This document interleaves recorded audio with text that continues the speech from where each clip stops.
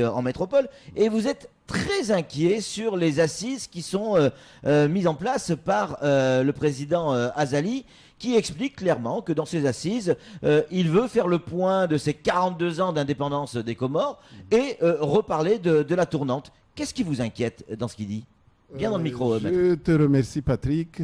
Donc, ce qui m'inquiète dans ces assises, c'est que le président Azali risque de provoquer une rupture dans le pays. C'est-à-dire que les Comoriens se séparent encore plus. Parce que ces assises, les visées de ces assises, c'est de toucher à la tournante et à la révision constitutionnelle. Vous avez peur que la tournante disparaisse du fonctionnement? Exactement, exactement. Parce que, vous savez, Patrick, c'est la tournante qui a permis aux Comores d'avoir la stabilité.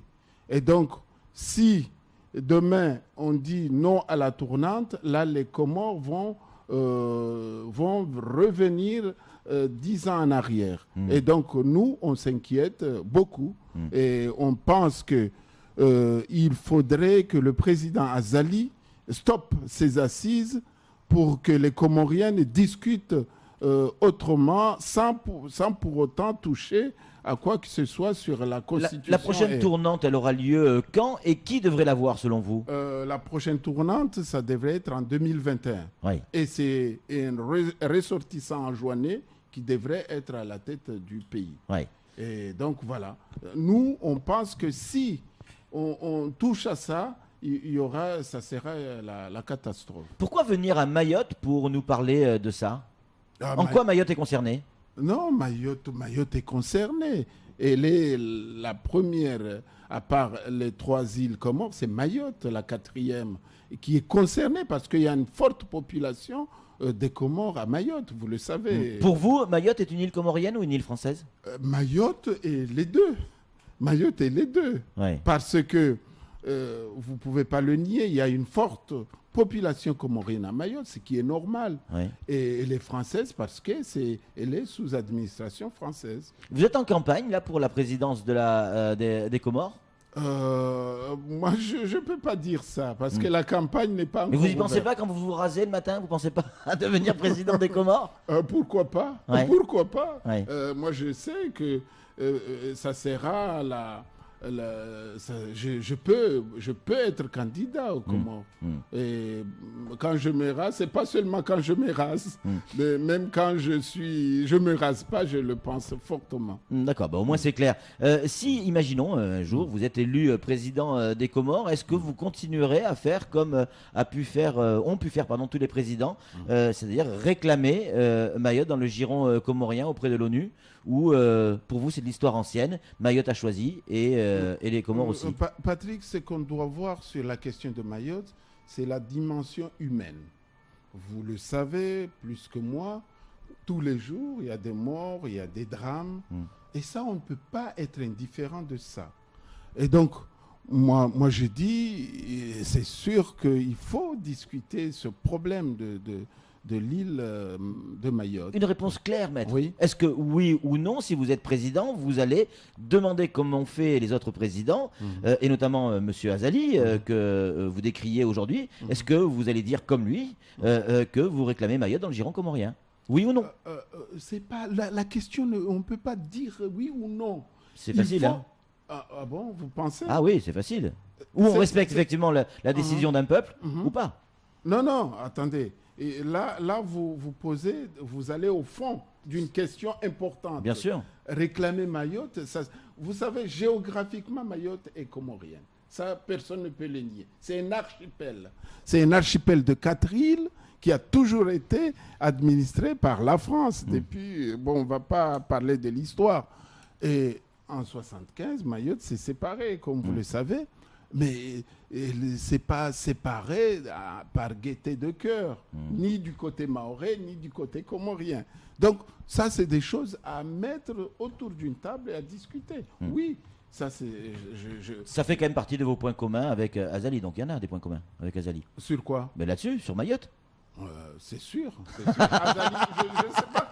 Je ne sais pas ce qu'il a dit. Qu'est-ce qu'il a dit sur Mayotte? Bah, la même chose que vous. Ah bon, Ouais, bon, vous voyez. d'accord. Bon. Allez, Samuel Baucher, le rédacteur en chef de France Mayotte Matin, a une question à vous poser, maître. Ouais, vous craignez que le président Azali Assoumani puisse revoir la tournante et le principe de la Constitution.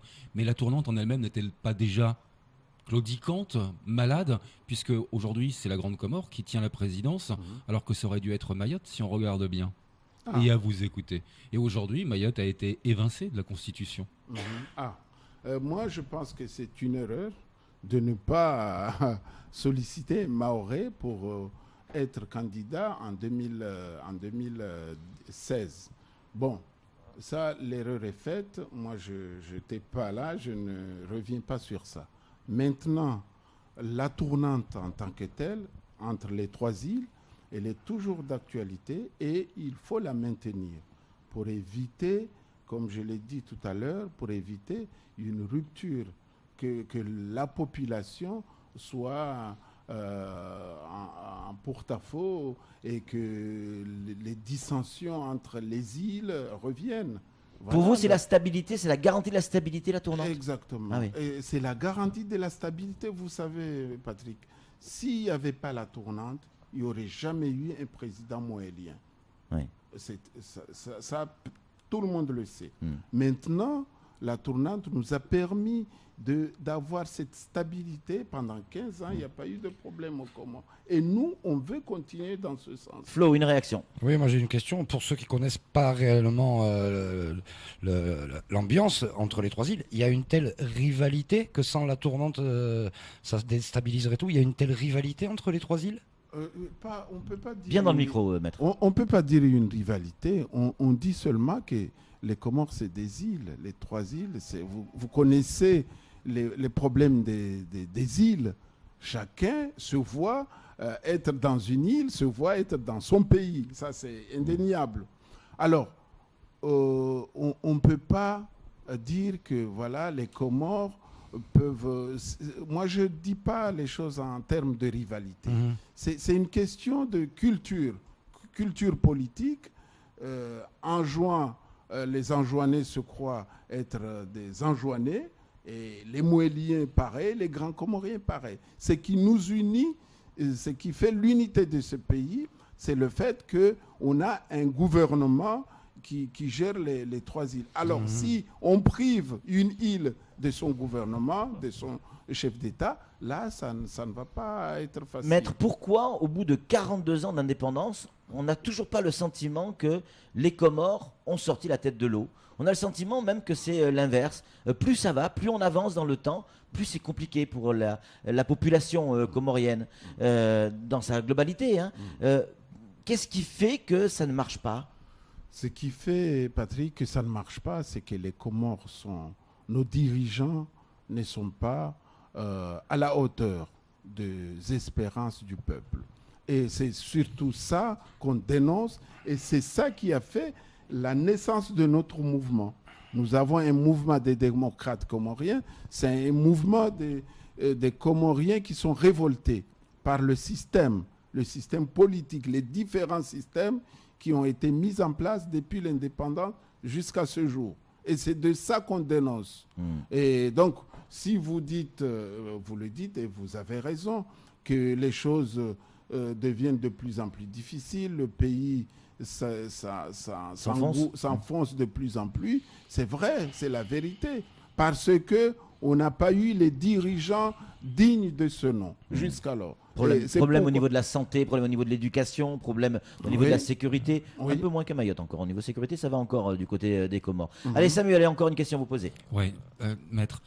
La tournante n'est-elle pas justement le moteur de cette désunion que l'on peut remarquer aux Comores? Je m'explique. Aujourd'hui, le président Azali mène une guerre ouverte contre Sambi, ancien président, mais enjouané, alors que lui est grand comorien. Ikile Loudouanine a livré aussi une guerre contre Sambi, et n'est pas forcément dans les petits papiers d'aujourd'hui de Azali. Est-ce que c'est pas ça aussi l'un des problèmes des Comores? Non, pas du tout. Moi, je peux vous dire que la tournante, au contraire, renforce les liens d'unité entre les îles. Je vais m'expliquer. La tournante en soi est une bonne chose parce que les Comoriens, Anjouanais, Moéliens, Grands Comoriens, se sentent Bien dans le micro. se sentent intégrés dans le système politique du pays. Et moi, je dis que, par exemple, le conflit entre le président Sambi et Ikililou, ou le président Sambi et Azali, c'est un conflit purement politique. C'est parce que l'un veut gérer le pays au détriment de l'autre. Mais le peuple en lui-même aspire à un gouvernement qui tourne entre les îles pour essayer d'enrayer les inégalités entre îles. Et c'est ça le plus important. Les Moéliens, quand ils ont un ressortissant moélien, quand il était au pouvoir, tout le monde, le peuple a compris que la Moélie est en train de jouer son rôle dans le fonctionnement du pays. Et c'est de ça qu'on veut garder. N'empêche que la tournante, on peut peut-être un jour l'enlever. On peut s'en passer.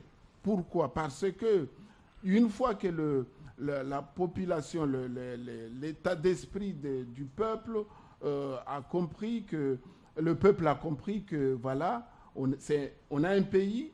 Et c'est en essayant d'être unis qu'on peut relever ce pays. Là, on peut enlever la tournante. Mais pour l'instant, cette idée n'est pas dans la tête des Comores. Il n'y a pas la maturité politique, vous voulez dire? Pardon? Il n'y a pas la maturité politique. Il n'y a pas une maturité. C'est pas la maturité politique. C'est une façon de raisonner qui est vous savez, les Comores, c'est l'Afrique. En Afrique, il y a le système des tribus. Il faut dire les choses clairement. Système des tribus, système de famille, des castes, de tout ça. Et c'est un peu de ça qui est en train de se jouer aux Comores. Vous êtes venu à Mayotte. Est-ce que vous avez rencontré la communauté comorienne à Mayotte pour expliquer votre point de vue? Est-ce que, à l'occasion de ces rencontres, vous avez vu dans quelles conditions vivent vos compatriotes anjouanais, notamment en face du plateau de Kwezi, juste en face? Vous avez vu tous ces favelas, ces bangas dans des conditions déplorables, des gens qui viennent en Kwassa au risque et au péril de leur vie? Vous avez discuté avec eux? Tout à fait. Je suis venu à Mayotte, j'ai fait une réunion avec la communauté et j'ai discuté. D'ailleurs, c'est des questions qu'on connaît depuis les Comores, comment les gens, les Anjouanais, Grands Comoriens et Moéliens vivent à Mayotte. Et c'est justement de ça qu'on déplore. Et quand j'ai dit tout à l'heure qu'il faut voir la question humaine de cette affaire, je faisais allusion à ça. Parce qu'on ne peut pas continuer à voir des gens vivre comme ça dans ces conditions, alors qu'on est en 2017. Vous êtes contre l'arrêt de la tournante, c'est votre principale revendication. Vous l'avez expliqué clairement sur ce plateau. Dernière question. Vous êtes grand comorien, anjouanais, moélien? Je suis comorien. Oui, mais de quelle île? Originaire d'Anjouan. D'Anjouan. Donc évidemment, il faut que la tournante continue son rôle, puisque c'est Anjouan qui devrait avoir la tournante derrière. Tout à fait. En tout cas, merci d'avoir répondu à nos questions, maître Mchindra Abdallah. C'est tout pour ce temps de parole. Tout de suite, la suite de nos programmes. Merci.